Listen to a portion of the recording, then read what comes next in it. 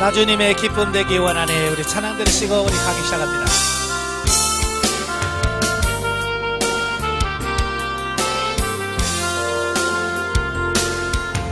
나 주님의 기쁨 되기 원하네. 내 마음을 새롭게 하소서. 되게 하여 주사.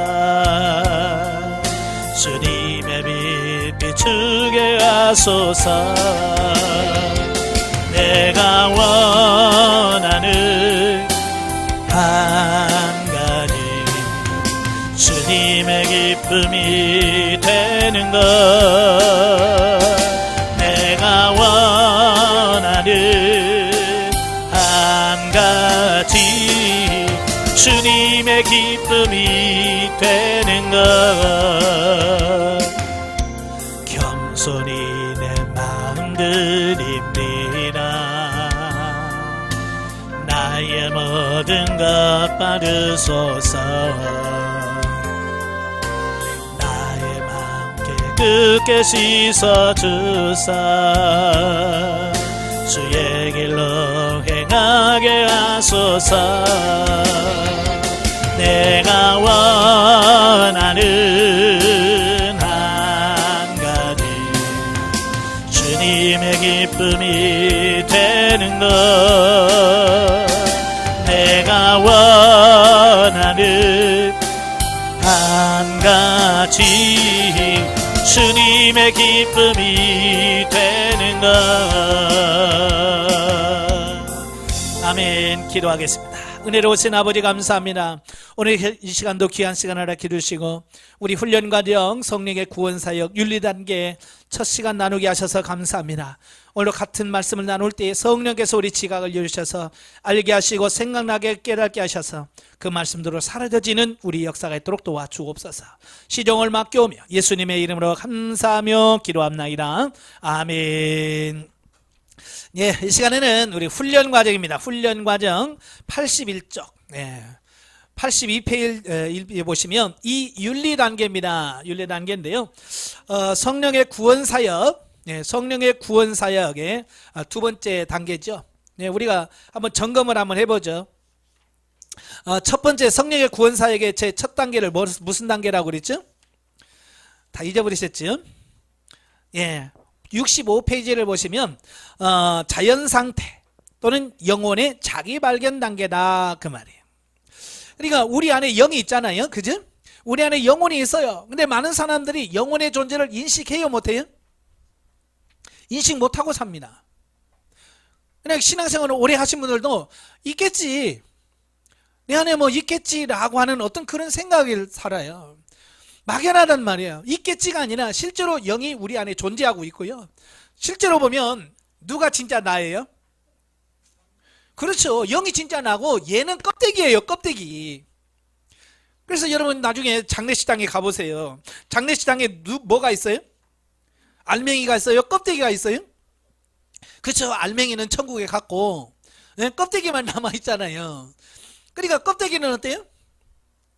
요즘 화장대에 다 태우잖아요. 땅에 묻어버리든지. 예. 왜? 그게 진짜가 아니라는 얘기예요. 그러니까 진짜 나는 눈에 보이는 이 얘가 나가 아니고 얘 안에 있는 진짜 영이 진짜 나란 말이에요. 근데 많은 사람들이 신앙생활을 하면서도 누가 진짜라고 생각을 해요? 그렇죠. 얘가 진짜라고 생각해, 얘가. 그래서 얘만 위해서 살아가는 거예요. 그러니까 성경에서 원하는 삶이 아니고 성경에서 원치 않은 그런 방법으로 산단 말이에요. 그러면서도 자기가 옳게 산다라고 착각하며 사는 게 문제라는 말이에요. 그래서 영성훈련은 눈에 보이는 얘가 진짜가 아니라 진짜 내 안에 있는 속사람이 진짜 나다, 이걸 인식을 바꾸시고 이제는 겉사람을 위해서 사는 존재가 아니라 속사람을 위해서 사는 존재로 바꿔줘야 돼요. 이게 사도 바울이 누차 그의 서신서에서 강조하고 또 강조하는 게 그거예요. 예. 겉사람은 후패하지만 속사람은 날로 새롭다. 새 사람을 입으라. 다 뭐 영적인 이야기를 하고 있는 거예요. 근데 같은 성경을 보면서도 그 영혼의 존재를 인식하지 못하고 사는 이런 부분들을 보게 되어집니다. 그래서 첫째, 우리 안에 영이 있다는 걸 어떻게 아느냐? 말씀으로 압니다. 그죠? 성경에서 이미 우리 안에 영이 있다는 걸 다 말씀해 줬잖아요. 그죠? 그래서 말씀을 통해서 알아요. 그 다음에는 어떻게 합니까? 경험을 통해서 아는 거예요. 경험을 통해서 진짜로 진짜 실제로 내 안에 영이 있구나. 이걸 이제 실제로 알 수 있는 거예요. 그래서 영혼의 존재를 발견하는 두 방법이 있다고 그랬어요. 첫째 뭐라고 그랬어요? 예. 본체적 분리라고 그랬어요. 본체적 분리. 이 본체적 분리라고 하는 것은 정말 영과 육이 실제로 분리되는 경험을 함으로 말미암아 진짜 있구나 이걸 보는 거예요. 많은 분들이 그러잖아요. 나 영혼 봤어요. 여러분 중에 경험하신 분 계세요? 직접 영혼의 존재를 보고 이렇게 영혼 분리가 돼서 경험해 보셨어요? 자, 그런 분들은 명확하게 자기가 경험했으니까 나 있어 라고 할 수 있겠죠. 자, 그렇게 하신 분도 계시고, 인격 분리라고 하는데요. 인격 분리는 뭐냐? 이렇게 영과 육이 분리는 아니지만 내 안에서 두 인격이 존재하는 것을 인식하는 거예요. 근데 가만히 있으면 내 안에서 두 인격이 여기서 대화를 하고, 영이 이야기하고 육이 대화하고 이제 왔다 갔다 하면서 대화하는 이런 부분을 보면서 얘가 육이고 얘는 영이구나. 이걸 분별할 수 있는 거예요. 예. 그래서 어쨌든 그런 과정들을 거치면서 내 안에 영이 있구나. 실존하고 있구나. 이걸 우리가 알 수 있는 거죠. 근데 우리가 영 하면 막연한 게 아니란 말이에요. 예, 대부분의 사람들이 영이 어떻게 생겼냐, 영이 뭐냐라고 말하면 글쎄, 너무 막연하게 생각하기 때문에 그래요. 그래서 영은 막연한 게 아니라고 분명히 말씀했어요. 그래서 76페이지 보면 영혼에게 구체적인 기능이 있다고 그랬어요. 영의 기능 세 가지가 있다고 그랬어요. 첫째가 뭐예요? 양심. 영의 기능이 양심이에요. 양심은 뭐냐면 옳고 그름을 분별할 수 있는 기능을 말합니다. 그래서 우리가 진짜 신앙생활 잘하신 분들은 이 양심의 기능이 회복돼요. 그래서 조금만 뭘 잘못해도 양심에서 가책이 탁 오면 이걸 하나님 기뻐하지 않구나 탁 끊을 수 있는 이런 부분이 생겨요. 근데 영성이 멀어지면 양심이 마비가 됩니다. 에베소는 화일 맞은 양심이라고 그러죠. 이게 불로 지져가지고 감각이 아예 없어요. 그래서 요즘에 이제 사이코패스라는 말 많이 듣지? 예. 그러니까 아예 양심이 작용을 하지 않는 거예요. 그러니까 죄를 죄로 여기질 않는 겁니다. 심지어는 사람을 죽여놓고는 그게 죄의식을 못 느끼는 거예요. 아니, 거기서 더 쾌락을 느끼는 거예요. 사람을 죽이면서 쾌락을 느껴요. 이거 사이코패스예요. 예, 정상적이지 않죠. 그 다음에 두 번째 기능이 뭐냐? 직관이에요, 직관. 이 직관이라고 하는 것은 영적인 감각 기능을 말합니다. 영적인 것을 느낄 수 있는 걸 말이에요. 예, 이건 배워서 되는 것도 아니고요. 그냥 영이 직접적으로 느껴지고 감지하는 것을 말합니다. 예, 그래서 점점점 영이 성장을 하게 되면 이 영적 실제를 직관하는 이 직관력이 굉장히 높아집니다. 그래서 하나님의 임재를 느끼고 또 하나님께서 그 순간순간 내게 알게 하시는 그 부분들을 발견하게 되는 거예요. 이건 공부해서 되는 것이 아니고요. 그냥 영에서 순간적으로 일어나는 것들이에요. 그 다음에 세 번째가 영교입니다. 영교는 하나님과 영적 교제를 나누는 기능을 말합니다. 예. 그래서 이 영의 성장을 하면 하나님과 교제하는 폭이 굉장히 넓어지는 겁니다. 우리 이제 할머니들 되신 분은 손자, 손녀들하고 교제합니까? 놉니까? 예? 손자들하고 손자, 손녀하고 놀아요? 교제해요? 손녀 보면서 나 손녀하고 교제해 그래요? 손녀하고 놀아요 그래요? 그렇죠. 논다고 하지 교제한다고 말 안 해요. 왜냐? 일방적으로 애기들은 놀아주는 거야 내가. 그러나 그 아이가 점점 커서 나중에 20살이 되고 넘으면 이젠 논다고 표현 안 해요. 나눈다, 교제한다고 그러지. 이제 인생에 대해서 논하고요. 뭔가 신중한 것을 대화할 수 있는. 왜? 그때서 이제 서로의 그 내면적인 부분까지 대화할 수 있는 이런 수준이 되면 그때 교제가 되는 거예요. 우리가 영적으로 어리면 하나님과 일방적으로 하나님께서 놀아주는 거예요. 그러나 영적으로 성장을 하게 되면 놀아주는 게 아니라 이제 하나님과 교제가 된단 말이에요. 나눔이 되어지는 거예요. 그건 뭐냐? 내가 성장해야만 가능한 거예요. 그래서 계속해서 우리가 영적인 성장에 대한 부분을 쭉 말씀하신 이유가 바로 거기 있는 거예요. 그래서 1단계에서 바로 이런 부분들을 쭉 설명하면서 내 안에 영이 진짜 나고 그 영이 자라나서 성장해야 된다. 자, 이걸 1단계에서 자연상태에서 말씀을 했어요. 그러니까 제가 늘 말하지만 1단계가 제일 중요하다. 영혼의 존재를 인식하는 게 제일 중요합니다. 아, 이게 진짜구나. 발견하셔야 돼요. 그래서 이 자연상태에 있는 사람들은요, 기도할 때 늘 기도하는 게 뭐예요? 예, 영혼의 존재를 발견하게 해달라고. 정말 내 안에 진짜 영혼이 있다면 그 영혼의 존재를 인식하게 해달라고 기도하셔야 돼요. 그랬을 때 영중심이 시작되어지는 거예요. 말로만 영중심 이 말이 아니에요. 실제란 말이에요. 그래서 실제로 하면서 사기를 바랍니다. 자, 오늘은 이제 81페이지 두 번째 단계가 뭐냐? 윤리 단계입니다. 윤리 단계. 자, 윤리 단계 정의를 한번 보시죠. 자, 여기에서 윤리라고 하는 것은 일반적인 세상의 윤리를 말하는 것이 아니라 기독교 윤리를 말한다.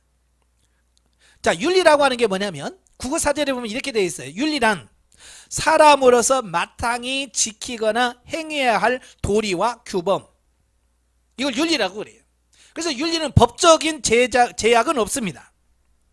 그러니까 법적으로 이거 안 하면 뭐 벌금을 내고 뭐 징역을 가고 이건 없어요. 윤리는 그런 거 없어요. 단지 사람들 간에 암묵적으로 정해놓은 것이 윤리예요. 그죠? 저희는 암묵적으로 정해놓은 게 많지요? 자, 처음에 만나면 뭐예요? 인사하잖아요. 아이고, 목사님 안녕하세요. 안녕하세요. 이거 누가 뭐 정해놓은 거예요? 인사 안 하면 벌금 문다. 있어요, 없어요? 없지요. 없어요. 그러나 암묵적으로 사람들이 만나면 서로 인사를 하고 이게 윤리라고 하는 틀 안에 이미 형성이 돼 있어요. 그래서 같은 목회자라도 어떤 모임에 갔는데 인사 안 합니다. 그럼 뭐라고 그래요? 목회자를 새겨서 아유 저거 버르장머리가 없다고 이건 어른도 몰라본다고 이런 말이 나오는 거. 왜? 윤리가 안 돼 있으니까 그런 거예요. 윤리. 그러면 인사 안 한다고 지옥 갑니까? 그것과 상관없다니까요. 그거와 상관없이 인간들 사이에서 암묵적으로 이렇게 이럴 때는 이렇게 하고 이럴 때는 이렇게 하자라고 정해놓은 것, 그게 윤리라고 하는 거예요. 근데 윤리는 두 가지가 있다는 거예요. 하나는 뭐냐? 일반 윤리예요. 일반 윤리. 일반 윤리는 뭐냐? 하나님과 상관없이 인간들끼리 정해놓은 윤리를 말합니다. 예. 예를 들어서 뭐 어른들한테 인사하고, 예? 어른들한테 자리 양보하고 뭐 이런 거 있잖아요. 예? 이런 거 뭐냐? 하나님과 관계없이 우리 인간들끼리 이렇게 하자. 그래서 정해놓은 거. 이건 나라마다 조금씩 다르고요. 인종들마다 다르고 지역마다 좀 다릅니다. 그러니까 한국 사람의 이 동양의 문화와 서양의 문화가 많이 다르잖아요. 그죠? 예. 우리는 오라고 할 때 어떻게 오라고 그래요? 일로 와 그러잖아요. 근데 서양 사람한테 일로 와 그러면 이건 욕이에요. 이거 강아지나 일로 와 그러지 사람한테는 일로 그렇게 하면 안 됩니다. 이 문화가 다른 거예요. 그러니까 처음에 다를 때 그것 때문에 문화 충격이라고 그랬잖아요. 예, 문화 갈등이 생기는 거예요. 예, 왜? 서로 다른 사는 문화가 다르기 때문에 그렇다라고 하는 거예요. 자, 코로나 때문에 이 동양 사람들은 마스크 쓰라면 잘 쓰죠. 그죠? 근데 서양 사람들은 안 써요. 왜냐면 그들 문화가 이건 마스크는 죄 짓고 도망다니는 사람이 쓰는 거지. 그죠? 그런 인식을 갖고 있는 거예요. 그러니까 마스크 쓰라면 내가 죄인도 아닌데 내가 왜 써? 이렇게 하는 거예요. 근데 우리는 아니요, 건강으로 써라. 건강상 써라. 그러면 우리는 이미 마스크를 써왔기 때문에 그냥 쉽게 쓰는 거예요. 당연히 쓰는 줄 알고 안 쓰는 걸 이상하게 생각하는데 서양 사람들은 그렇지 않단 말이에요. 왜? 이건 문화의 차이란 말이에요. 이건 일반 윤리의 차이예요. 자, 그리고 두 번째 윤리가 있는데 기독교 윤리입니다. 기독교 윤리. 자, 기독교 윤리는 뭐냐? 하나님이 원하시는 윤리로 하나님께서 세우신 윤리가 기독교 윤리라고 말씀할 수 있어요. 그러니까 성경에서 말하는 윤리들이 있잖아요. 내 이웃을 이렇게 해라, 이렇게 해라. 이건 뭐냐면 기독교 윤리를 말합니다. 그래서 이 두 가지가 있다는 거, 일반 윤리와 기독교 윤리가 있다는 거 이렇게 기억하시고요. 그러면 여기서 말하는 윤리는 일반 윤리일까요? 기독교 윤리일까요? 예, 우리는 일반 윤리 말하려고 하는 게 아니에요. 우리는 이제 기독교 윤리를 말하려고 하는 거예요. 기독교 윤리, 하나님과 관계 속에서 형성되어진 윤리를 말합니다. 예. 자, 그러므로 윤리 단계라고 하는 것은 하나님의 생명적인 역사로 말미암아 우리 영혼의 인격이 자연 상태에서 윤리적으로 발전한 단계이다. 이것은 성령의 감동으로 기록된 성경 말씀을 영혼의 지성과 이성을 통하여 윤리적 차원에서 지켜 행하게 되는 것을 말한다. 그러니까 윤리 단계라는 것은 그만큼 성장했다는 것을 의미해요. 그래서 제가 자연 상태 말할 때에 자연 상태는 우리 사람으로 말하면 어느 단계라고 그랬어요? 예, 엄마의 배통에서 모태에서 태어나서부터 시작을 해서 자연 상태는 가나안 2-5 여리고가 무너지기 전까지 이 단계는 초등학교 졸업한 수준이다 라고 보는 거예요. 그러니까 이 자연 상태는 사람이 태어나서 유치원을 가고 유치원을 졸업해서 초등학교를 6학년까지 졸업한 수준이 바로 자연 상태 수준이다 이렇게 보는 거예요. 그러면 윤리 단계는 뭐냐? 이제 초등학교 졸업하고 중학교 입학해서 중학교와 고등학교 수준으로 이렇게 비유할 수 있습니다. 제가 지금 영성 훈련을 시작한 지가 한 23년 4년째 되거든요. 그러면서 이 영혼의 성장에 대한 부분, 영혼에 대한 부분은 보여줄 수만 있으면 얼마나 좋을까요? 그죠? 영혼 쑥보는, 자, 영혼 보세요. 이만큼 성장했죠? 여러분 영혼 이만큼입니다. 이러면서 하면 얼마나 편해요. 근데 영적인 것은 보일 수가 없어요. 보여질 않아요. 만질 수도 없고요. 그래서 참 어려운 거예요. 그죠? 영혼은 만질 수도 없고 볼 수도 없는 거예요. 그럼에도 불구하고 영이 성장한다는 거. 이걸 어떻게 표현할까? 영의 성장을 어떻게 표현하지? 어떻게 설명을 해야 알아들을 수 있을까? 고민하면서 하나님께 기도하면 그때 하나님께서 저에게 사람의 육신의 성장이 영의 성장에 비유다 이렇게 말씀하시는 거예요. 그래서 마치 육신이 이렇게 1살 2살에서 성장해 가듯이 영도 그와 마찬가지로 성장해 간다. 그래서 가끔 제가 상담을 할 때나 강의할 때는 이 수준은요 사람으로 말하면 이 나이대입니다 라고 말하는 이유는 비유를 통해서 알 수 있기 때문에 그런 거예요. 그러니까 윤리 단계 잘 모르겠잖아요. 그런데 이 단계는요 초등학교 졸업하고 중학교 들어간 수준이에요 라고 말하면 벌써 머리에서 복잡하네, 사춘기가 들어가고 이제 여러 가지 문제가 심각해졌구나. 이걸 말 안 해도, 그죠? 말 안 해도 이제 중학교 들어간다 라고 하면 벌써 여기서 알아. 왜? 내가 경험을 했고 또 우리 자녀를 키우면서 이미 육신을 경험해 봤잖아요. 그러니까 몇 살이라고 하는 말만 나오면 벌써 감이 와버리잖아요. 그죠? 그 엄마들은 모이면 아유 애기 몇 살이에요? 묻잖아요. 그죠? 안 보고도 3살이에요. 아우 힘들겠네요. 언제 봤다고 힘들다고 나와. 그렇잖아요. 근데 뭐요? 안 봐도 훤한 거야. 왜? 3살짜리 얼마나 요즘에 그렇습니까? 옛날 미운 7살이라는데 지금 미운 3살이래. 온갖 미운 짓은요 3살 때 다 한대. 그럼 7살은 죽이고 싶은 7살이래.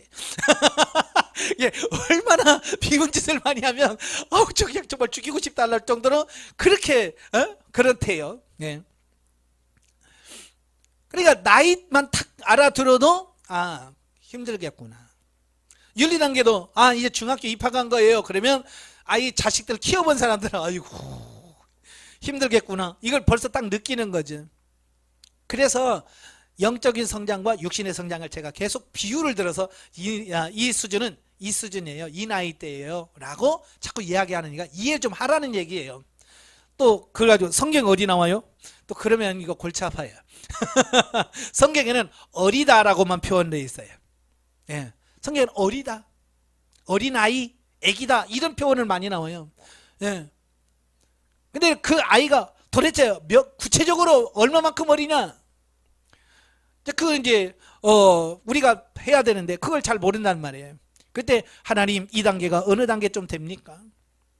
사실 저도 처음 영성 상담을 받았을 때 제가 98년 2월 달에 처음 영성 훈련을 받았고요.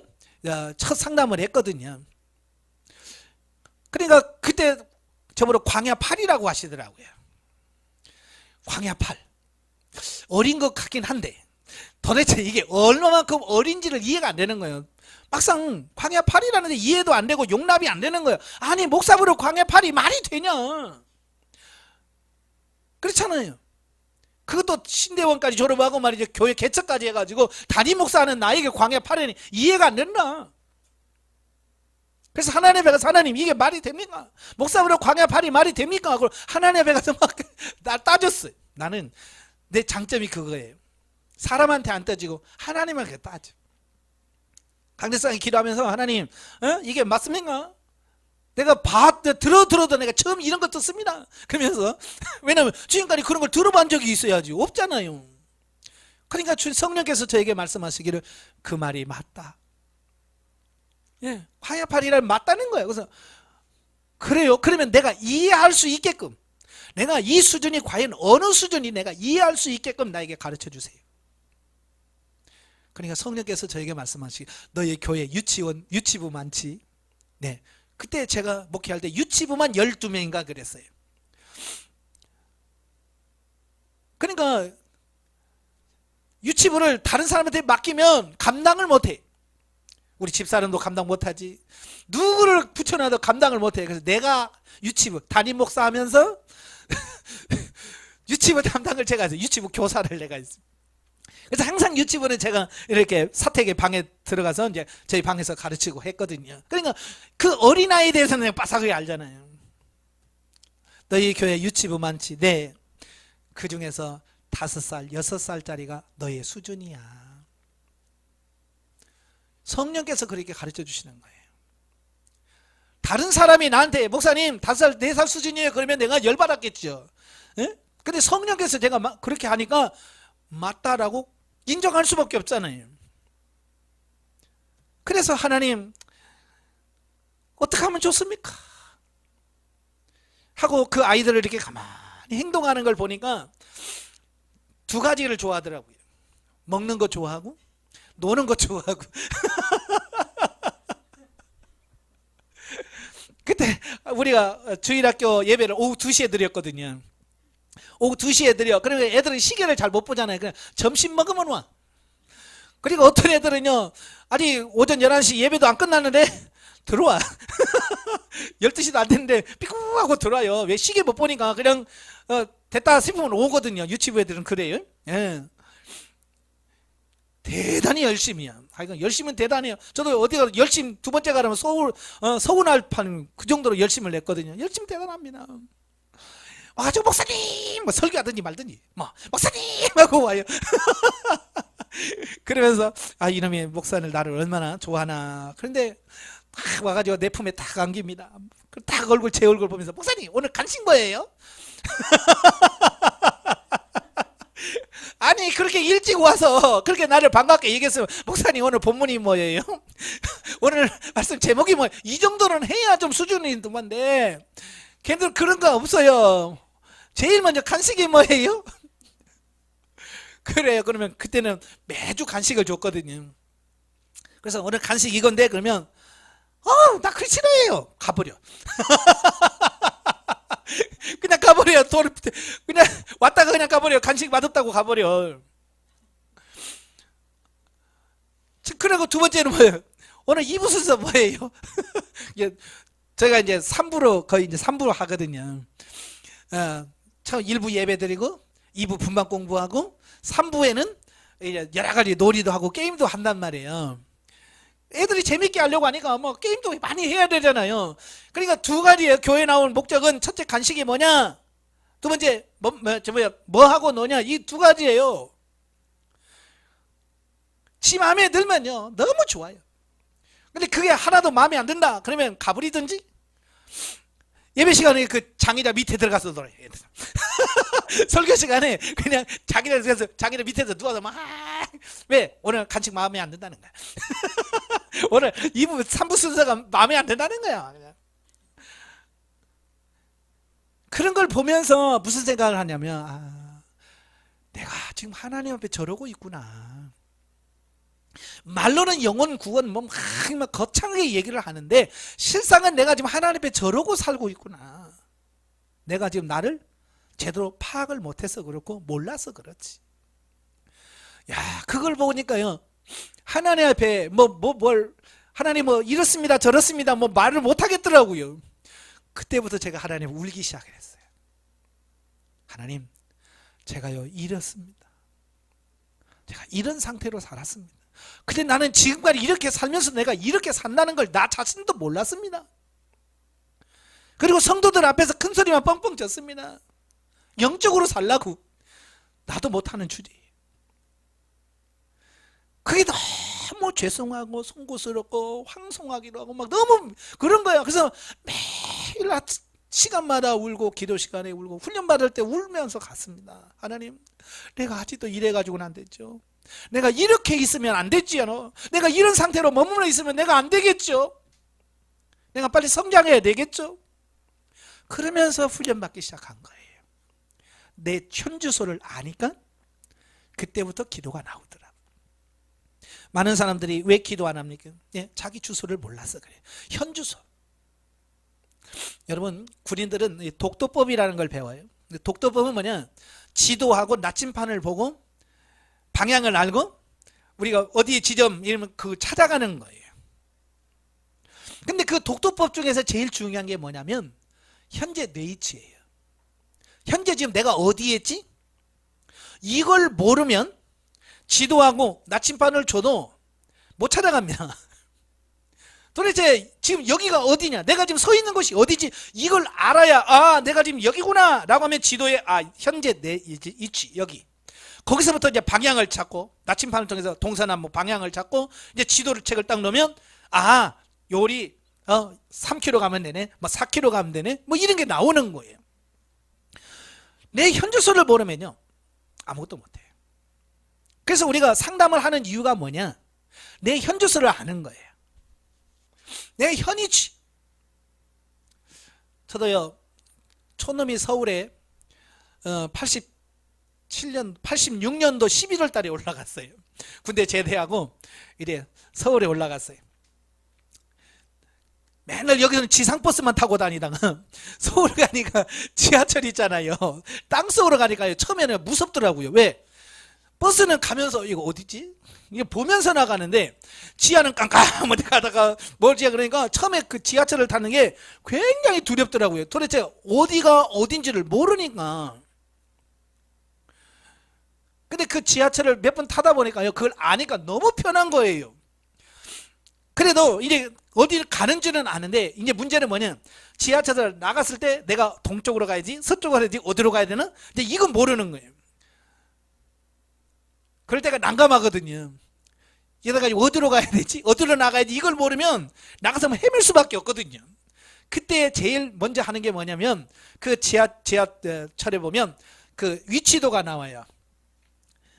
밖에 1번 출구, 2번 출구, 3번 출구 쭉 써놓고 그래놓고 가장 중요한 게 뭐냐면 현위치. 그래가지고 빨갛게 현위치 가지고 표시가 딱 돼 있습니다.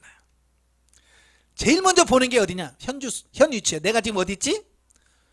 그게 나와야 돼요. 내가 지금 어디 있지를 봐야 내가 여기서 요리 가서 1번 출구 나가면 그 방향이네 이게 나오는데 다 아는데 현위치를 모르면 도대체가 어디로 가야 되지? 이게 안 나오는 거예요. 영성도 마찬가지예요. 영적인 성장도. 그래서 제일 먼저 상담하면 기초 상담이라고 해서 여러분이 지금 사명 소명 달란트 얘기 말씀해주고 그 다음에 영적인 단계는 지금 2단계입니다 라고 그걸 가르쳐 주는 거예요. 그리고 그 단계를 보면서 맞아 하면 그때부터 성장이 되는 거예요. 예. 그러니까 이 상담을 안 하고 영성훈련을 하면 성장이 안 돼요. 참 신기하더라고요. 예, 상담을 하면서 해야 돼. 왜? 내가 지금 어딘지를 알고 가야 제대로 갈 수 있는 거지. 이걸 모르면 안 되는 거예요. 저도 처음에 이제 영성훈련하면서 너무 좋으니까 우리 성도들에게 시간마다 설교 시간에도 하고 그냥 이걸 계속 말씀을 했어요. 그런데요, 성도들이 성장을 안 하는 거예요. 성장을 하지 않고 이 머리만 커져요. 그래서 이거 어떡하지? 그래서 상담을 해야 되겠구나. 그래서 성도들을 일일이 다 상담을 하기 시작을 했어요. 처음에는 제가 사명성명 뭐 이런 걸 잘 모르잖아요. 예? 그래서 저 성장하신 분들한테 다 우리 교회 명단 다 가지고 가가지고 좀 상담 좀 해달라고. 이분의 사명이 뭔지 소명이 뭔지 그리고 영적인 단계가 어느 단계인지 좀 다 해달라고. 그래서 그분이 기도하시면서 다 해주시더라고요. 그래서 그걸 가져와서 이제 성도들에게 당신의 사명은 이거고 소명은 이거고 형제 영적인 단계는 이러한 거다. 자, 그런 걸 설명해주고 그 다음에 하나님께 묻고 하나님께서 몇 칸 성장했다, 몇 단계다, 뭐 이런 걸 하면 그걸 가지고 쭉 설명하면서 하니까 그때부터 성장이 되더라고요. 예. 그래서 여러분도 예? 한 달에 한 번씩 꼬박꼬박 상담 받으십시오. 예. 안 하면 자기의 손해예요. 예. 사실 상담이 쉬운 게 아니에요. 그냥 앉아서 하는 게 아니라 굉장히 어렵습니다. 그러니까 그 많은 훈련 받으신 분들이 많은데 이 사역을 안 하셔요. 영성 사역을 안 합니다. 저도 가끔 묻죠. 아니 목사님 왜 안 하세요? 그러면 그분들이 한결같이 하는 말이 뭐냐면 상담이 부담스러워요. 예, 상담하는 게 자체가 부담스러워서 못하겠다는, 예, 정말로 부담스럽습니다. 왜냐하면 정말 사명이 목회자인지 아닌지 이걸 어떻게 잘못하면 목회자를 안 하도록 만들기도 하고 안 하는 사람을 또 하게도 만들고 그럴 수 있잖아요. 굉장히 부담이 엄청 큰 거예요. 예, 그래서 쉽지 않아요. 그래도 그걸 해야 성장을 하기 때문에 해야 되는 거예요. 받아들이는 사람도 마찬가지예요. 처음에는 내가 속을 다 들여다보는 것처럼 느껴지잖아요. 그지? 예, 상담하러 안 가면 왜? 가서 딱 앞에 서면 이 속을 다 들여다보는 것 같은 느낌. 저도 다 그랬어요. 예? 마치 그냥 빨가벗고 그 앞에 서 있는 느낌이랄까요? 왜 다 나를 보여주는 느낌이에요. 그래서 처음에는 부담스럽다고 나도 상담하면서 처음에 받으면서. 근데 그런 과정을 거치면서 상담을 통해서 나를 자꾸 발견해 가니까 이게 진짜 필요하구나. 예, 그래서 상담을 꾸준히 하는 거예요. 예, 어쨌든 우리 안에 영혼이 있습니다. 그 영혼이 이제 성장해 가요. 거기서 보면 이제 성령의 감동으로 기록된 성경 말씀을 영혼의 지성과 이성을 통하여 윤리적 차원에서 지켜 행하게 된다. 여러분, 같은 글을 읽어도 그 사람이 어느 수준이냐에 따라서 이해하는 폭이 달라요. 그러니까 성경을 읽어도 마찬가지예요. 같은 본문을 봐도 그 사람의 영적인 수준이 어느 수준이냐에 따라서 이해하고 깨닫는 수준이 틀려요. 그러니까 지금은 딱 윤리적 수준 차원에서만 성경을 이해하고 살아가는 거예요. 그래서 윤리적이라는 것은 보통 옳고 그름을 가지고 사는 거예요. 그러니까 설교를 할 때 항상 도덕적인 설교를 많이 하게 돼요. 윤리적인 사람은 윤리적인 이런 설교를 많이 해요. 이래야 착합니다. 이렇게 해야 하나님께서 기뻐하는 삶입니다. 라고 해서 윤리적인 설교를 많이 해요. 도덕적 설교를 많이 해요. 왜? 그 수준에서 그렇게밖에 이해가 안 되기 때문에 그래요. 영적인 부분을 잘 손을 못 대요. 그리고 영적인 부분은 그냥 두리뭉실하게 넘어가 버려요. 예, 우리 죽어서 천국 가면 됩니다. 그러죠? 예? 영혼이 어떻게 변화돼서 어떻게 성장을 해서 어떻게 하나님 앞에 서는가, 이걸 아직 그 수준에 이해를 못하는 거예요. 그래서 설교는 항상 뭐예요? 착하게 살면 복 받는다. 여기다가 결론이 다 맺어. 윤리적인 수준에 머문 사람들은 윤리적인 설교가 그렇습니다. 예. 그래서 그 상태에서 머물면 안 되겠죠. 자, 자연 상태에서 윤리 단계로 가치관이 변화되는 과정에서는 그 민감성의 정도에 따라 다소 차이는 있지만, 사람마다 다 다르다는 얘기예요. 확실한 하나님의 은혜와 사랑을 경험하게 된다. 사람마다 차이는 있지만 이 윤리 단계에 들어가면요, 하나님에 대한 어떤 사랑과 은혜를 경험하는 것이 확실히 깊어집니다.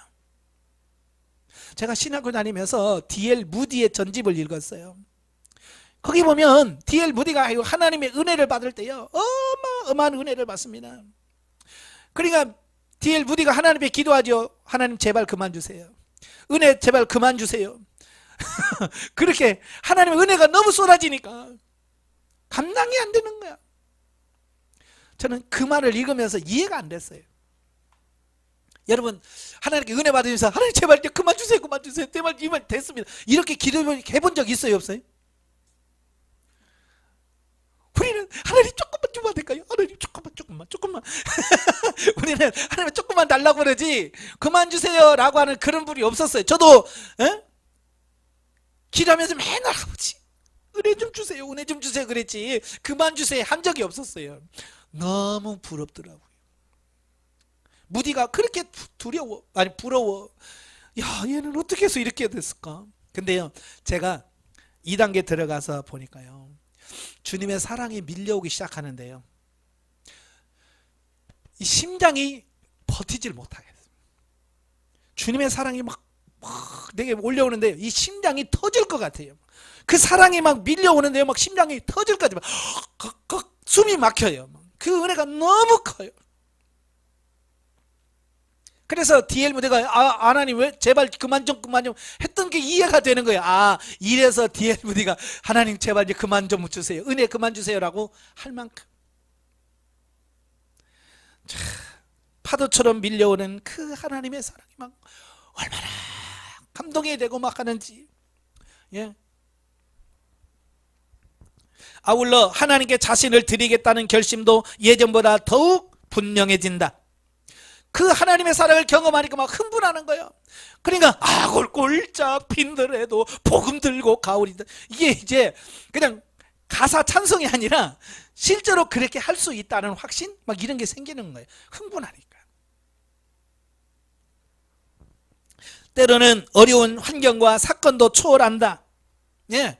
그전에는 조금만 어려워도 막 하나님 원망하고 불평했는데 그런 걸 초월해버린 거예요. 그래도 막 아무리 어려워도 웃으면서 갈 수 있는 그런 수준이 되더라고요. 그러나 정작 그러한 자신이 그리스도의 영성적 삶에 있어서 초보적인 단계, 즉 윤리적인 단계에 막 들어왔다는 사실을 잘 알지 못한다. 예. 왜냐하면 지금까지 자기가 그렇게 살아본 적이 없기 때문에 흥분하니까요, 세상에서 내가 제일 예수 잘 믿고 내가 하나님 제일 잘 섬기는 줄 착각한단 말이에요. 왜? 지금까지 경험해보지 않은 것들 내가 경험하니까 그러는 거예요. 그렇죠? 그러니까 이런 거예요. 여러분도 경험해봤잖아요. 사춘기 때 어느 정도 성장을 하면 지가 다 된 줄 알잖아요. 그죠? 세상에서 제일 똑똑하다고 생각하고 자기가 제일 잘났다고 생각하잖아요. 그래서 부모님 말씀하면 뭐라고 그래? 안 됐잖아요. 엄마가 뭐하노? 아빠가 뭐한다고? 이렇게 되잖아요. 왜? 자기는 이제 어렸을 때는 잘 몰랐는데 좀 크다 보니까 자기 생각이 커지다 보니까 이 자기 기준에서만 생각하는 거예요. 그러니까 엄마는 아빠는 형편없는 어떤 수준으로 탁 격화시켜 버리는 거예요. 이게 어른들 잘 말을 안 듣지요. 예. 그러다가 사춘기를 거치고 나서 제정신이 오면 내가 너무 나댔구나, 내가 철이 없었구나, 이제 그걸 인식을 하고 가는 거예요. 그러면서 철이 들어가는 거거든요. 영적인 단계도 마찬가지예요. 여기 보면 주관적인 입장에서 여태껏 이만큼 하나님을 사랑해 본 적이 없었기 때문이다. 맞아요. 다른 사람은 모르지만 내 입장에서 보면 지금까지 이만큼 기도 많이 해보고 이렇게 하나님의 사랑을 경험해 본 적이 지금까지 없었어요. 그러니까 자기는 막 흥분하는 거야. 근데 이미 다른 사람은 그걸 다 경험하고 한참 갔는데도 나의 입장에서는 뭐예요? 처음 경험하는 거예요. 처음 은혜 막 하는 거니까 막 흥분할 수밖에 없는 거예요. 이것은 영혼이 자연 상태에서 윤리 단계로 넘어가는 한 단면이다. 이것은 영혼이 그러므로 이러한 유사한 경험과 체험을 반복하게 되면 하나님을 자기 목숨처럼 사랑하는 단계까지 이르는데 이것을 윤리적 단계 삶이라고 한다. 예, 이런 과정들을 경험해 가면서 점점 하나님을 사랑하게 되고 인정하게 되는 그런 부분이 되어집니다.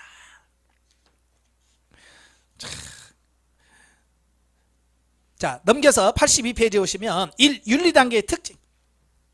자, 이 윤리단계에 있는 사람들의 특징을 보면, 예, 거기 이제 교재는 없습니다만은 그리스도인은 육신적인 열심으로만 봉사하고 전도할 수 있다. 그 위에 1 동그라미 치시고요. 써 넣으세요. 영혼의 흥분으로 인하여 삶의 자세가 적극적인 태도로 바뀐다. 윤리 단계의 특징, 그 빈칸 있죠? 거기다가 1 동그라미, 영혼의 흥분으로 인하여 삶의 자세가 적극적인 태도로 바뀐다. 자, 아까도 말씀드렸죠? 이제 영이 하나님을 직접적으로 경험하는 거예요. 그러니까 막 흥분하는 거예요. 흥분하니까 자기가 최고인 걸로 생각이 들고요. 막 흥분해서 막 하나님, 세상에서 자기가 하나님을 제일 많이 사랑하는 것 같고요. 막 그렇습니다. 그러면서 흥분해요. 여러분, 흥분에는 두 가지 흥분이 있습니다. 육이 흥분하는 게 있고요, 영이 흥분하는 게 있습니다. 예, 육의 흥분은요, 쉽게 흥분하지만 또 쉽게 가라앉는 특징이 있어요. 영은 늦게, 이게 쉽게 흥분하지 않습니다. 좀 늦게 발동이 걸려요. 그러나 이게 지속적인 부분이 있어요. 아마 여러분 부흥회 해보신 분 아실 거예요. 여러분이 교회에서 성도들을 위해서 부흥회를 하고 나면 그 부흥회의 그 여운이라고 하죠. 그 남아있는 그게 기운이 언제까지 가요?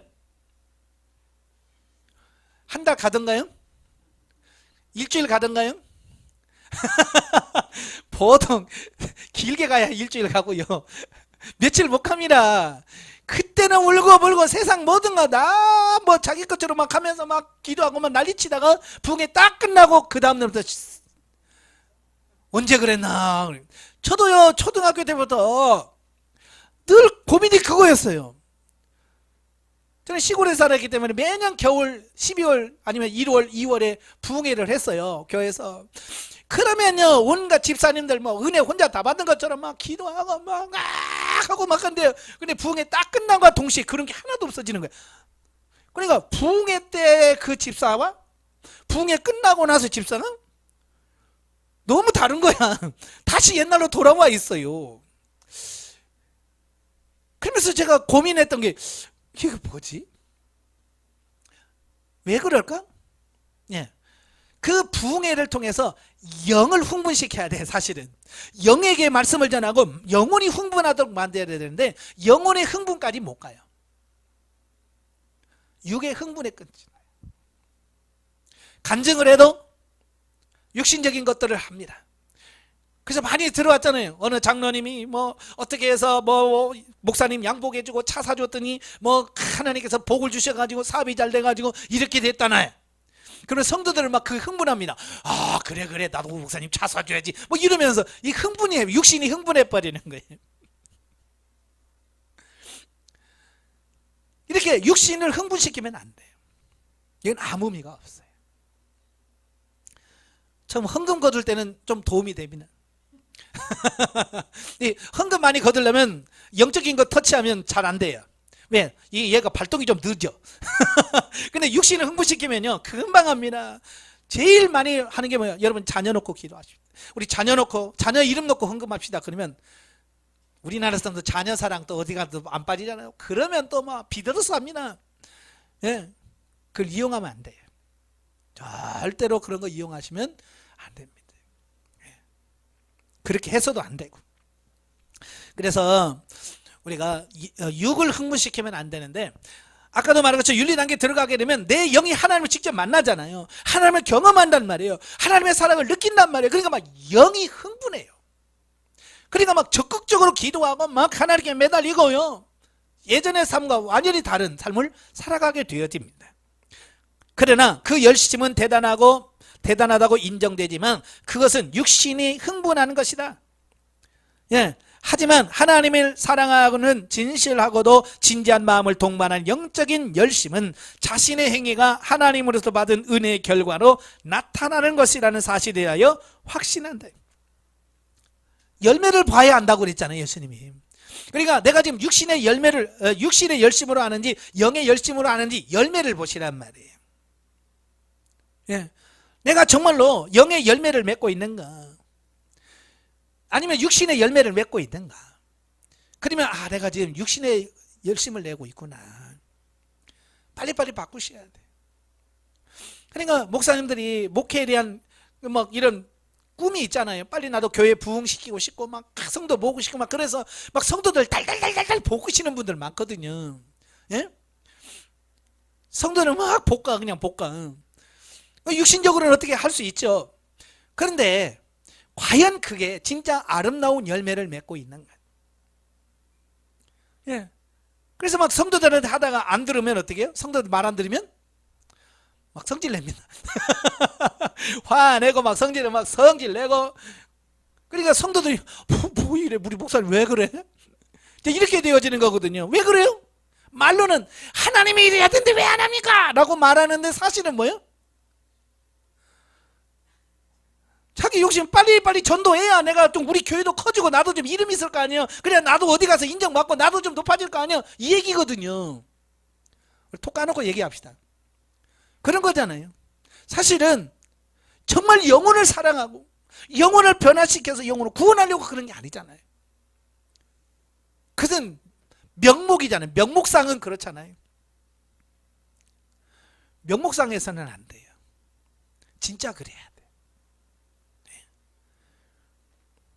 그 다음에 두 번째 그 빈칸에 이 동그라미 윤리 단계에서의 흠. 윤리 단계에서 흠. 가로 열고 조건부적인 기대 심리. 가로 닫고. 자, 이 동그라미 윤리 단계에서 흠. 가로 열고 조건부적인 기대 심리. 자, 많은 사람들이 훈련을 받다가 실패하는 경우가 뭐냐? 이 조건부적인 기대 심리가 나올 때 실패합니다. 조건부적이라는 것은 뭐예요? 내가 뭔가를 했기 때문에 거기에 대한 대가를 기대하는 걸 말합니다. 그러니까 우리가 하나님의 일하면서도 항상 뭐예요? 내가 이만큼 했으니까 하나님께서 이렇게 해 주셔야 됩니다 라고 하는 기대를 가지고 한단 말이에요. 조건부를 가지고 한단 말이에요. 근데 그게 채워지면 우리는 신나서 하겠죠. 근데 그게 채워지지 않으면 어때요? 실망하고 하나님 욕하고 막 그래요. 하나님 그럴 수 있습니까? 막 그러면서 저주하고 막 그래요. 왜? 이 조건부적인 기대 심리가 이루어지면 좋지만 이루어지지 않으면 실망해요. 많은 분들이 그래요. 저도 처음에 실망을 한 게 뭐냐면 훈련받으면서 많은 기대를 가졌어요. 그 기대가 뭐냐면 다른 거 아니에요. 내가 변화되고 예수님 사는 게 아니라고요. 그래, 이 훈련 받으면 내가 우리 교회가 부흥될 거야. 이제 수많은 사람들 막 개미떼처럼 벌떼처럼 몰려올 거야 라고 기대를 가지고 훈련을 받았어요. 여러분도 아마 그런 기대 갖고 계실 거예요. 근데요, 하나님께서 철저하게 그 기대를 깨트려 버리시더라고요.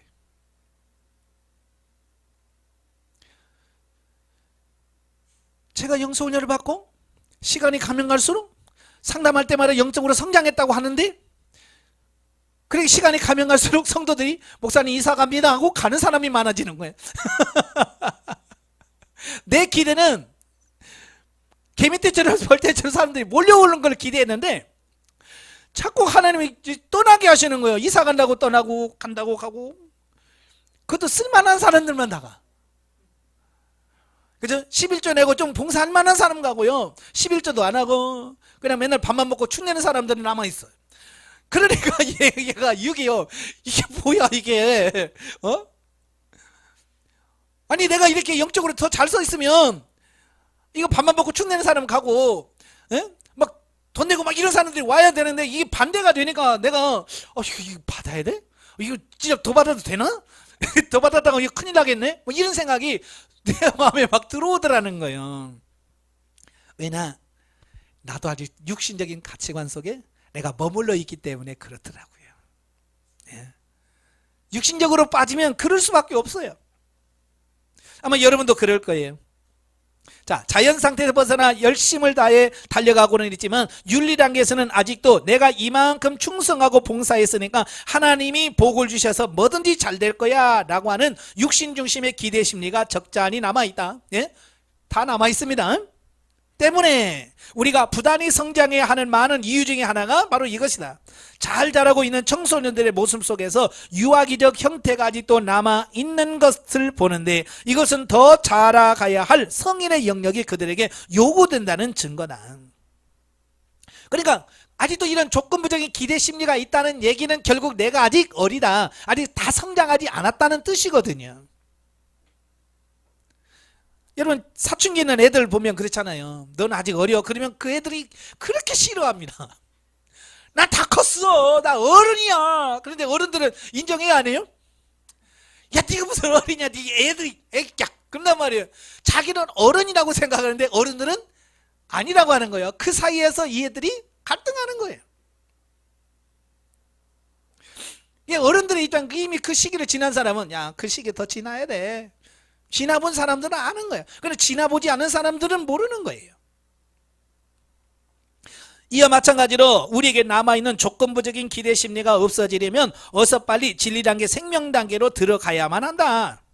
물론 진리 생명 단계로 들어가면 그러한 육신적인 기대 심리가 없어질 뿐만 아니라 과거의 자기 속에 수준이 낮은 조건부적인 믿음이 있었다는 사실에 대하여 부끄러움을 느끼게 될 것이다.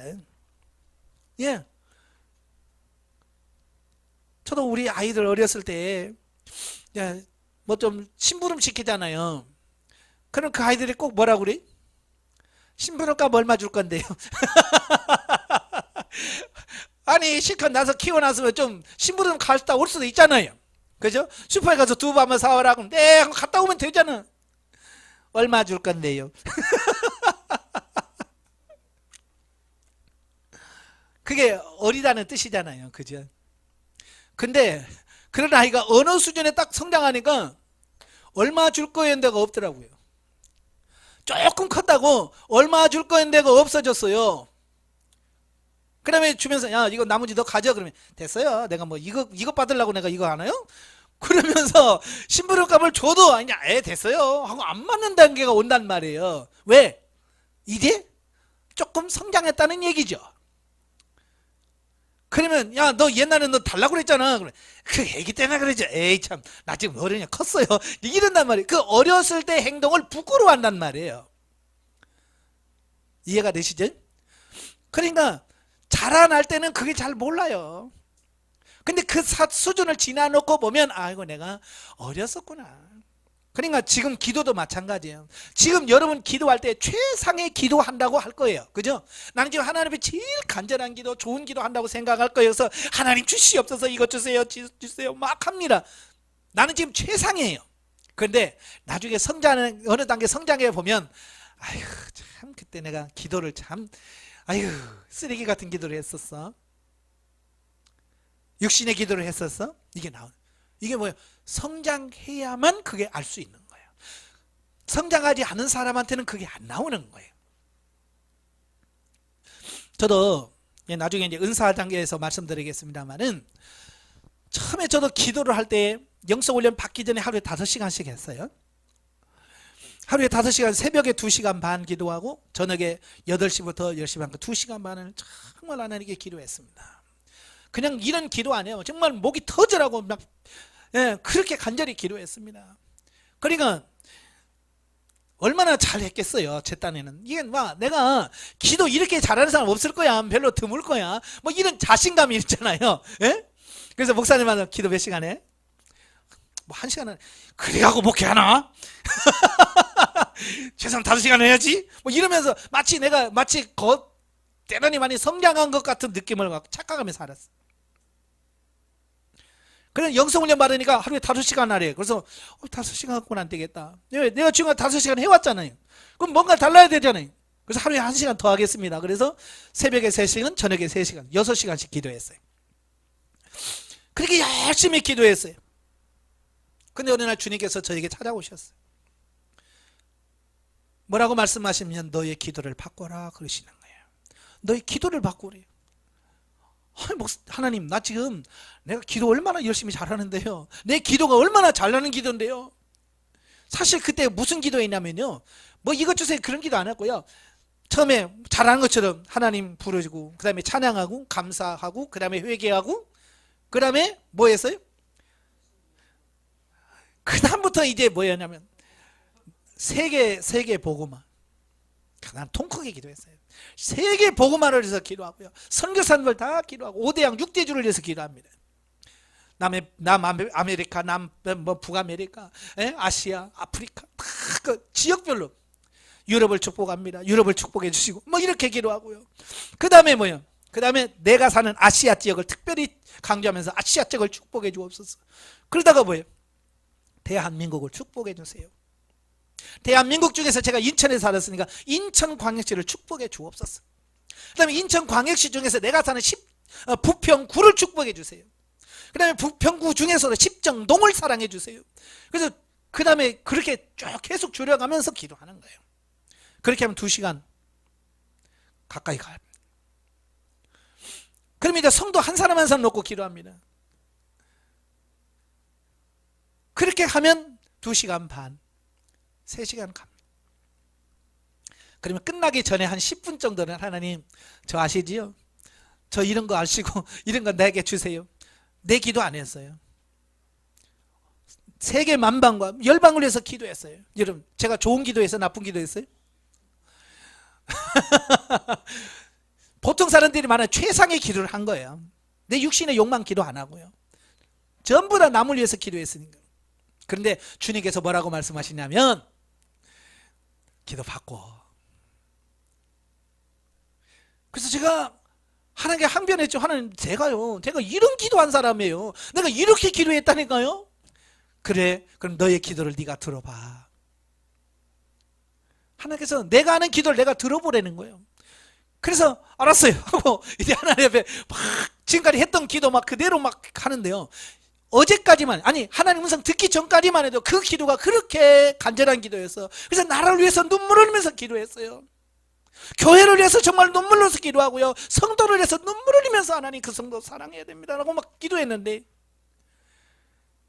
그 하나님의 음성을 듣고 그 기도를 딱 하는데요, 내게 그냥 느껴지는 게 뭐냐면 쓰레기 같은 기도였다는 것이 느껴지는 거예요. 그 전에는 전혀 그런 게 없었는데 하나님 음성을 듣고 나서 그 내 기도를 들어보니까 완전 쓰레기 같은 기도였던 거예요. 쉽게 말하면 이런 거예요. 영적인 기도는 하나도 없고요, 다 육신적이었던 거예요. 나라 민족을 위해서 기도할 수도요, 육신적인 나라 민족 잘 살아야 경제적으로 부강해야 되고 뭐 이런 거 있잖아요. 아시아에서 세계에서 제일 가는 나라 되려고 기도하고 이런 거 기도했거든요. 성도들 위해서 기도할 때 뭐를 기도해요? 하나님, 그 성도의 직장 없대요. 직장 하나님 꼭 주셔야 됩니다. 이런 거 기도하고, 누구 아프대요? 하나님 낫게 해주세요. 이런 거 놓고 기도했잖아요. 제가요, 주님의 음성을 듣고 나서 내 기도를 들으니까 정말 쓰레기 같은 기도였다는 게 느낌이 오는 거예요. 그래서 하나님, 진작 말리시지. 아니 이런 기도했으면 하나님이 이게 아니라고 진작 말씀하시지, 왜 지금 수년 동안 같은 기도를 지금 반복해서 하도록 왜 내버려뒀습니까? 그러니까 주님께서 뭐라 그러냐면, 너 훈련 차원에서 내버려뒀다. 훈련 차원에서. 내가 아직 쓰지도 않았는데, 내가 되지도 않았는데, 야 너 기도 그거 잘못된 거야 그러면 여기서 뭐 멘붕이를 하잖아요. 말 그대로 멘붕해서 그 뭘 기도해? 기도할 게 없으니까 기도를 안 한단 말이에요. 기도 훈련이 안 되는 거예요. 그래서 하나님께서 그런 기도를 함에도 불구하고 내버려 둔 거예요. 수년 동안을. 그러다가 영성 훈련 받아서 이제 조금 눈치채니까, 야 기도 바꿔야 되지 않냐? 그때서 가르치시는 거예요. 그러니까 기도 훈련은 돼 있었잖아요. 네, 기도 훈련은 지금 돼 있으니까 그냥 그거 바꿔. 네, 어떻게 바꿀까요? 그러니까 방언으로 해라. 네가 지금까지 육신의 욕망과 그걸 놓고 기도했다면 이제는 방언으로 기도하라. 그래, 네 알겠습니다 하고 그때부터 하루에 6시간씩 방언으로 기도하기 시작. 처음부터 끝까지 방언으로만 기도하기 시작을 했어요. 그러면서 육신으로 그렇게 막 육신의 욕망으로 막 구하는 이걸 내려놓게 하시고 하나님께서 나를 바꾸어 가시더라고요. 그러니까 하나님 앞에 서봐야 돼요. 하나님 앞에 서보지 않으면요, 자기가 최고예요. 자기가 가장 옳고 가장 바르고요, 이 착각에서 벗어나야 돼요. 자, 그러므로 염려하여 이르기를 무엇을 먹을까 무엇을 마실까 무엇을 입을까 하지 말라. 이는 다 이방인들이 구하는 것이라. 너희 천부께서 이 모든 것이 너희에게 있어야 할 줄을 아시느니라. 너희는 먼저 그의 나라와 그 의를 구하라. 그리하면 이 모든 것을 너희에게 또 하시리라. 예, 너희는 먼저 그의 나라를 구하라잖아요. 근데 우리는 지금 무엇부터 구합니까? 무엇을 먹을까 무엇을 마실까 무엇을 입을까부터 구하고 있잖아요. 이건 다 이방인들이나 구하는 거래요. 그러면서 우리는 잘 기도하고 있다라고 생각한다는 거예요. 이 기도의 우선순위가 중요한 거고요. 그래서 방언으로 기도하니까요, 처음에는 무슨 기도인지 모르잖아요. 왜? 방언 기도 자체가 뭐예요? 비밀 언어라고 그랬잖아요. 이게 못 알아먹는 말이 맞습니다. 알아들으면 방언이 아니죠. 그죠? 방언은 알아들으면 방언이 아닙니다. 못 알아먹어야 정상이에요. 가끔 보면 많은 분들이 그래, 그 알아듣지도 못한 말은 뭐 왜 하냐. 아니, 방언은 본래 자체가 못 알아먹는 말인데, 그죠? 비밀 언어니까 다 알아들으면 무슨 비밀 언어예요? 그렇잖아요. 제가 지금 여러분에게 지금 비밀 언어를 말합니까? 아니잖아요. 지금 여러분 다 누구나 다 알아들을 수 있는 말로 하잖아요. 비밀 언어라는 것은 나하고 딱 단둘이 여러분 연애할 때 다 하잖아요. 예? 옛날 영화 보면 뭐 뻑꾹 뻑꾹 그러잖아. 우물가에서 물레방앗간 밑에서. 그러면 못 알아먹는 엄마들은 뭐라 그래? 저놈의 뻑꾹이 새끼는 지금 밤날 우르댔겠냐? 그러잖아요. 그러나 그걸 알아듣는 사람은 뭐예요? 아, 빨리 가야 되는데. 왜? 둘만의 그 비밀 언어니까, 예? 뻐꾸기가 오라, 빨리 와, 그 얘기죠. 예, 둘이만 알아듣잖아요. 다른 사람 못 알아먹잖아요. 하나님과 나 사이만 알아듣는 언어. 이게 비밀 언어의 방언이에요. 예, 못 알아먹어야 정상입니다. 예, 그런데 이제 하나님께서 너무 못 알아먹으면 안 되니까 방언 통역의 은사를 주셔서 깨닫게 하시고 알아듣도록 만드시는 거예요. 예. 근데 그 방언 통역이라고 해서 다 알아듣느냐? 그렇지 않아요. 하나님께서 내가 알아야 될 부분만 알게 하시고, 깨달아야 될 부분만 깨닫게 하시고, 나머지는 못 알아먹게 하셔야 해요. 예, 어떤 분이 저한테 해서, 목사님 방언 기도 하시면 다 알아듣시죠? 아니요.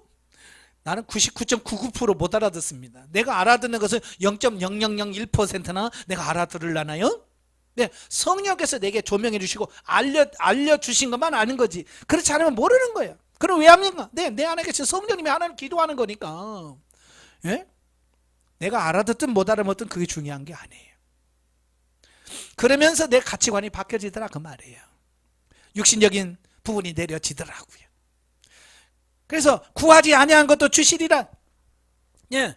그러니까 방언으로 막 기도했는데 돈 달라고 안 했는데 때가 되면 하나님 돈 주셔. 예. 그런 문제들이 서서히 하나씩 해결되는 거 보면서, 아, 내가 돈 달라고 해서 돈을 주는 게 아니구나. 나는 그저 예수님 말이죠. 그의 나라와 그 일을 구하면 하나님께서 이 모든 걸 더 하시리라 그랬잖아요. 예. 이게 되니까 이게 되는 거예요. 근데 우리는 이걸 안 되면서 자꾸 되려고 하니까 안 주시는 거잖아요. 먼저 여러분들이 변화되셔야 돼요. 아시겠죠? 자, 그 다음에 이제 83페이지 누구나 위에 3 동그라미 치시고요. 하나님께 대하여 첫사랑을 느끼게 된다. 이렇게 써놓으세요. 3 동그라미 하나님께 대하여 첫사랑을 느끼게 된다. 자, 누구에게나 어릴 적 소꿉장난하던 친구에 대한 향수와 사랑은 일생 동안 이루어진다. 그죠? 여러분들 친구 중에서 제일 가까운 친구들이 누구예요? 예, 어렸을 때 소꿉놀이 하던 친구들은 어른이 돼서도 참 그렇게 살갑더라고요. 저도 중학교, 고등학교 친구들 안 만납니다. 예. 근데 어떤 친구를 만나냐? 초등학교 친구들 지금도 만나요. 그 어렸을 때 그 친구들 참 그때 뭘 안다고 그러잖아요. 근데 그때 그 어렸을 때 그 친구들이 지금도 그렇게 자주 만나서 이야기를 하고, 만나면 옛날에 너 어쩌고 저쩌고 하면서 웃고, 그때는 어렸잖아 몰랐잖아 그러면서 재밌게 놀잖아요. 예? 이건 첫사랑이기 때문에 그럴 거야 아마. 예.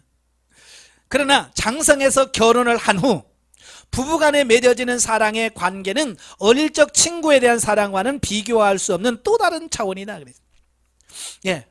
그러니까 이 어렸을 때 친구가 얼마나 중요해요. 그러나 결혼하고 보면 여러분 초등학교 친구가 좋아요? 부부가 좋아요? 이건 이제 여기서 심각한 거예요. 예. 남편보다 초등학교 친구가 더 좋다 그런 사람은 심각한 거고요. 이건 아직 철이 덜 든 거예요. 여러분 아무리 초등학교 때 친구가 좋고 사랑스럽고 뭐 해도 남편보다 아니 아내보다 더 좋을 수는 없는 거죠. 예. 어쩌면 이 세상에서의 사랑에서 제일 최고의 사랑은 부부간의 사랑이거든요. 예. 그래서 어때요?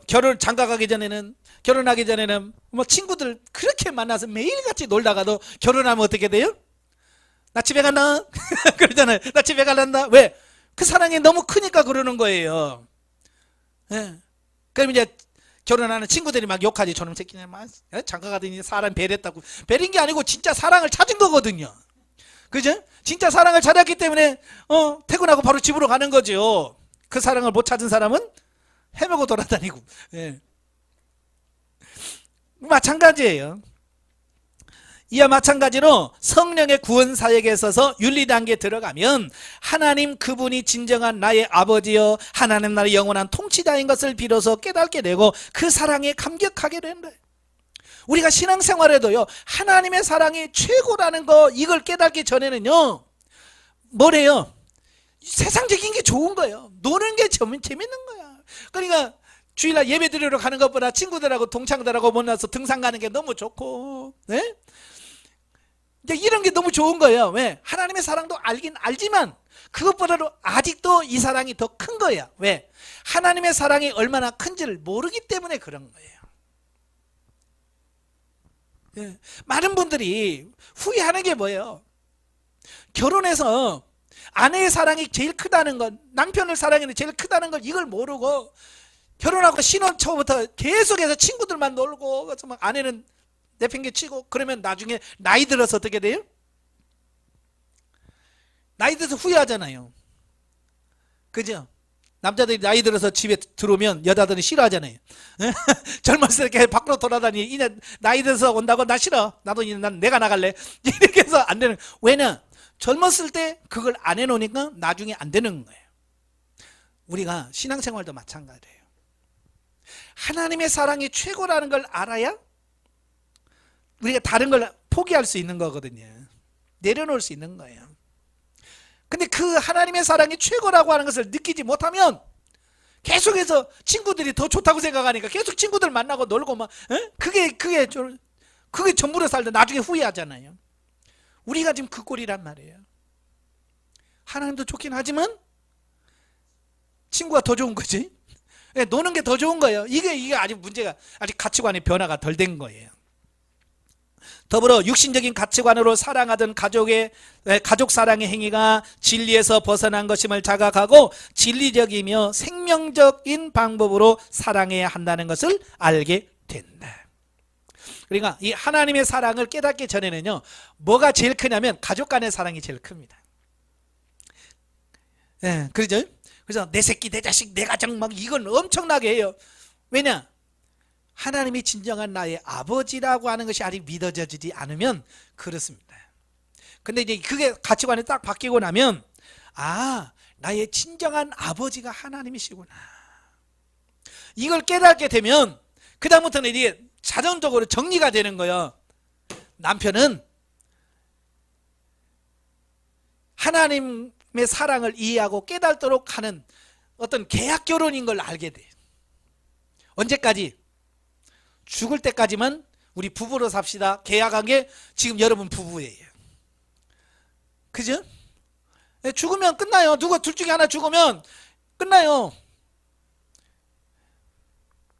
그래서 이걸 누가 진짜 진짜 내가 사랑을 해야 될 대상인지를 알아야 되는 거예요.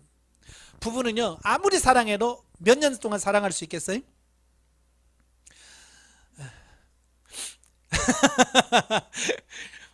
많이 해봐야 70년 하겠죠. 요즘 100세라고 하니까 둘 다 100세까지 산다고 칩시다. 30살에 결혼해서 70년을 부부로 사랑한다고 합시다.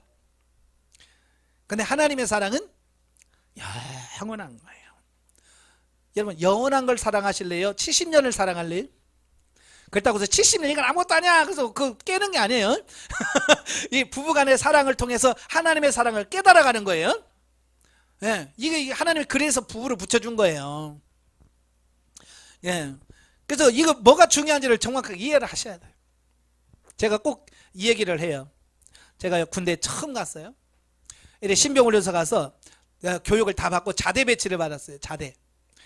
예, 자대 배치를 딱 받아서 첫날 가니까 군기가 바짝 들어가지고 이렇게 딱 눈도 껌뻑도 안 하고 이렇게 있었어요. 그랬더니 병장이 야 이리 와 그러는 거예요.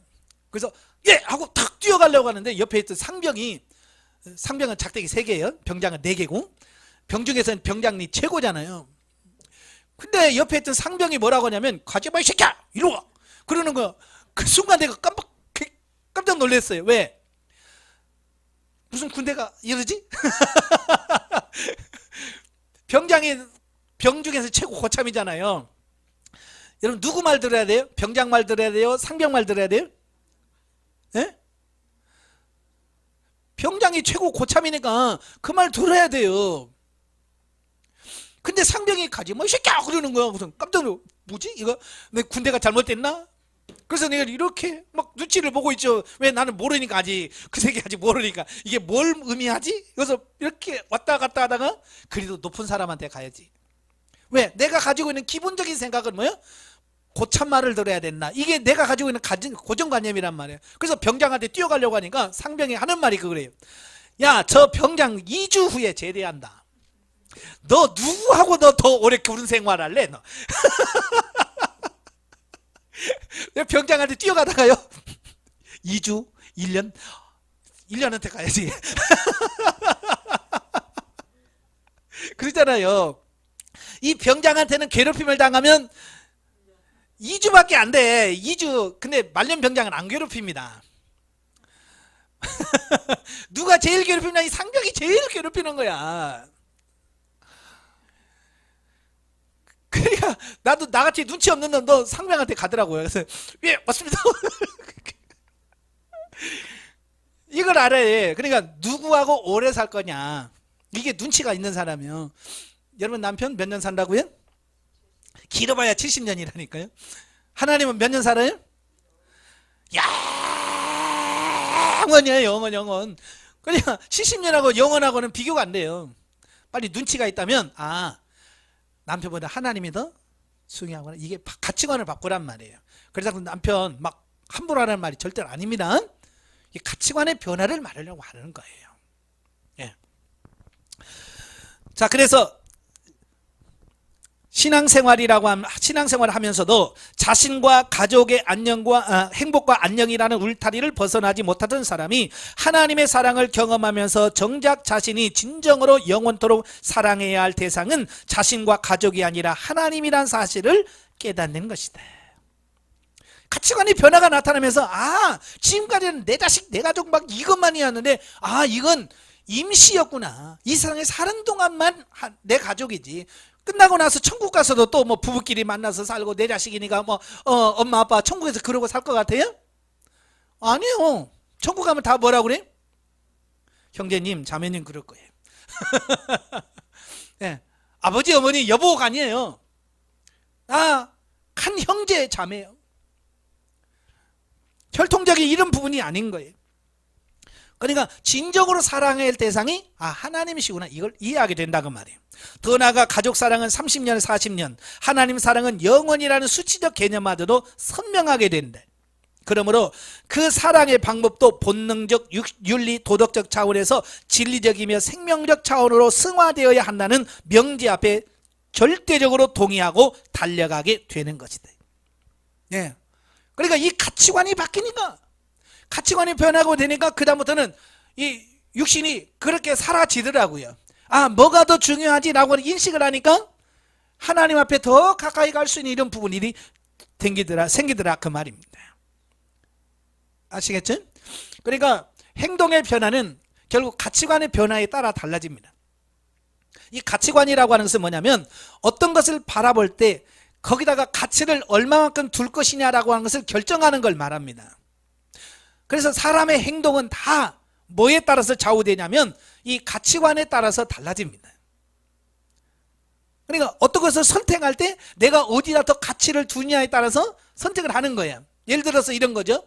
돈이냐 예배냐. 여러분 돈이에요 예배예요? 뭐가 더 가치 있다고 봐요? 돈 벌러 가는 게 가치가 있어요? 예배 드리는 게 더 가치가 있어요? 왜요? 헷갈려요? 그러니까 이 돈에 가치가 있는 분들은 예배는 맨날 드리지 뭐 돈 버는 건 언제 한때야. 그래서 돈 벌러 가는 거야. 왜? 그 사람은 돈이 예배보다 더 가치를 뒀기 때문에 그런 거예요. 그러나 예배에다 가치가 있는 사람은 돈이 중요한 게 아니지. 내가 하나님 앞에 예배 드리는 게 중점이지. 라고 해서 예배에다 초점 맞추고. 왜? 그 사람은 그렇게 가치관이 형성되어 있기 때문에 그래. 모든 우리의 삶에 다 모든 거예요. 모든 삶의 가치관에 따라서 달라지는 거예요. 그래서 가치관이 다르기 때문에 대화를 하다 보면 다르죠. 그죠? 부부 간에도 서로 다르고요. 부모와 자녀 간에도 다르고요. 쌍둥이도 달라요. 왜? 쌍둥이도 가치관이 서로 달라요. 예? 보면 먹는 거 다르고요. 자, 그렇거든요. 왜? 먹는 거 다 가치관에 따라서 달라지거든요. 예. 어떤 사람은 맛있어야 된다. 일단 맛이 있어야 된다. 먹는 거에서 무조건 맛있냐부터 따지지. 근데 어떤 사람은 몸에 좋으냐 이거부터 따지는 사람 있잖아요. 그래서 아무리 맛있어도 이게 몸에 안 좋다 그러면 안 먹어요.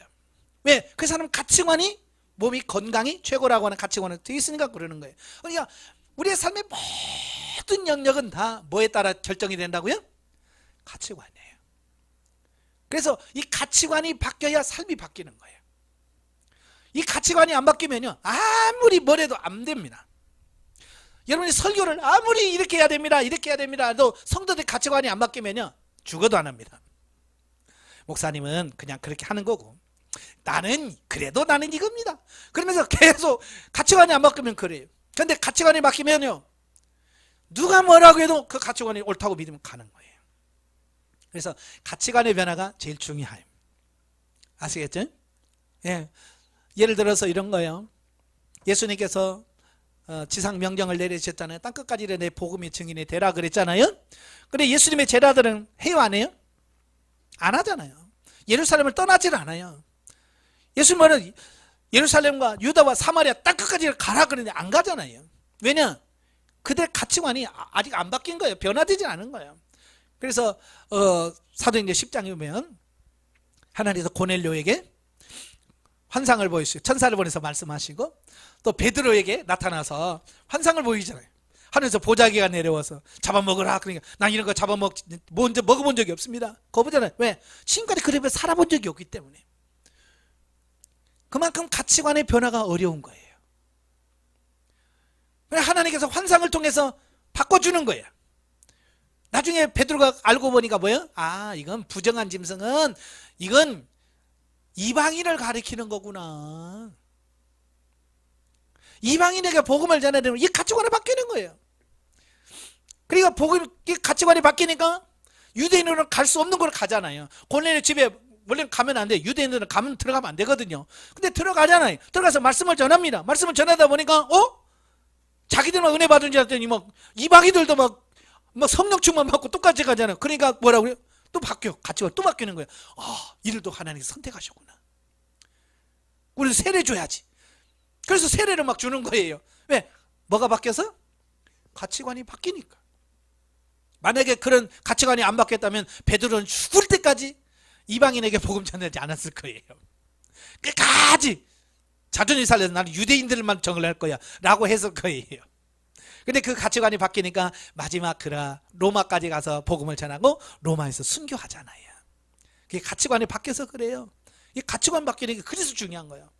그러니까 아무리 설교하고 뭘 해도 가치관이 안 바뀌면 삶이 전혀 안 바뀝니다. 그래서 여러분들 설교할 때도 항상 그 가치관의 변화를 놓고 기도하시면서 그걸 놓고 설교하고 그 가치관이 어떻게 바뀌는가에 대한 부분을 잘 설명을 하셔야 돼요. 예. 그 다음에 한편 위에 4번 4 동그라미 영과 육의 인격 분리 경험을 통해서 영과 육의 사고를 구분할 수 있게 된다. 4 동그라미 영과 육의 인격 분리 경험을 통해서 영과 육의 사고를 구분할 수 있게 된다. 자, 로마서 8장 5절에서 6절.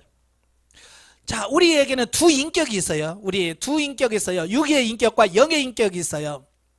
그래서 인격이 있다라고 하는 얘기는 뭐예요? 그 안에 영의 지정의가 있고 육의 지정의가 있다는 얘기예요. 그러니까 사도 바울은 이걸 아주 이해하기 쉽게 아예 그냥 겉사람 속사람으로 얘기를 해요. 영과 육 이렇게 하니까 이해를 잘 못하는 거예요. 그래서 그냥 영을 속사람으로, 육을 겉사람으로. 이 사람이라고 하는 것은 뭐예요? 모든 걸 다 갖춘 걸 말하잖아요. 그죠? 그래서 영도 육처럼 완전히 다 모든 걸 갖추었다. 예? 눈, 코, 입 이런 걸 다 갖추어 있는 또 다른 나라고 하는 사실을 강조하기 위해서 속사람이라고 표현한 거거든요. 그러니까 속사람이 있다 보니까 그 속사람에 뭐가 있겠어요? 지정의가 있겠죠. 생각이 있겠죠. 영의 마음이 있겠죠. 예, 왜? 사람이니까. 그래서 이제 중요한 건 뭐냐? 우리 안에 이 영과 육의 이 인격적인 부분들이 구분되어질 수 있는 거예요. 육의 생각과 영의 생각을 구분할 수 있는 그 상태가 돼야 된다 그 말이에요. 이건 경험하지 못하는 사람은 이해할 수가 없어요. 그래서 인격 분리 경험을 해봐야 아 그게 그 말이구나 이게 이해가 돼요. 그래서 경험하기 위해서 기도하셔야 돼. 하나님 내 안에 분명히 영의 인격이 있다는데 하나님 분별시켜 주세요. 알게 해주세요. 발견하게 해주세요라고 기도하셔야 돼. 한편 그럼에도 불구하고 우리는 복합체인 자신을 영혼, 몸 또는 영혼과 육체로 구분하여 사고할 수 있어야 하는데 그러한 경험이 충분히 되어짐으로 말미암아 각 개체의 성격과 역할 그리고 특성 등을 인식하여 독립적 사고를 하게 되고 아울러 복합적인 사고체계도 이루어져서 폭넓은 영성적 삶을 살게 되는 것이다. 하나님의 의도는 여기다.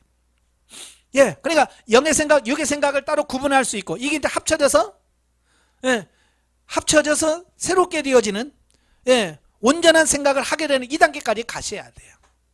아시겠죠? 예, 사람들은 영혼의 존재에 대하여 무관심하다. 맞아요. 사람들은 아예 관심이 없어요. 그래서 좀 설교하다가도 영적인 이런 부분 들어가면요 다 눈 감고 자요. 왜? 관심이 없으니까. 그러나 성령님의 역사하심으로 말미암아 우리는 거듭나게 되고 영혼의 존재를 알게 되면서 인격적으로 자신의 영혼을 인식할 뿐만 아니라 영혼이 하나님을 사랑하게 되고 그의 명령을 순종하고 영혼이 주인 되어서 모든 삶을 살아가게 되는 것이다. 이것이 하나님의 목표고요. 하나님께서 하게 하시려고 하시는 목적이에요. 이렇게 지금 만드시려고 저와 여러분을 이 훈련을 시키시는 거예요. 아시겠죠? 그래서 보다 철저하게 보다 철저하게 훈련을 받으십시오. 그래서 이런 것들이 하나하나 해결됨으로 말미암아서 내가 원하는 삶이 아니라 하나님이 원하시는 구체적인 삶을 살아드릴 수 있는 여러분 되시기를 주님으로 축원합니다. 네, 기도하겠습니다. 은혜로우신 아버지 감사합니다. 오늘도 우리를 사랑하셔서 귀한 말씀을 듣게 하시니 감사합니다. 이 말씀 듣고 그 말씀 가운데 사라지는 역사가 있도록 도와주옵소서. 우리 안에 분명히 속사람이 존재하고 있는데 그 속사람의 존재를 인식하게 하시고 알게 하셔서 이제 속사람 중심으로 살아들으시는 우리 모두가 될 수 있도록 성령님 도와주시옵소서. 예수님의 이름으로 감사하며 기도합나이다. 아멘. 하나님께 오늘입니다.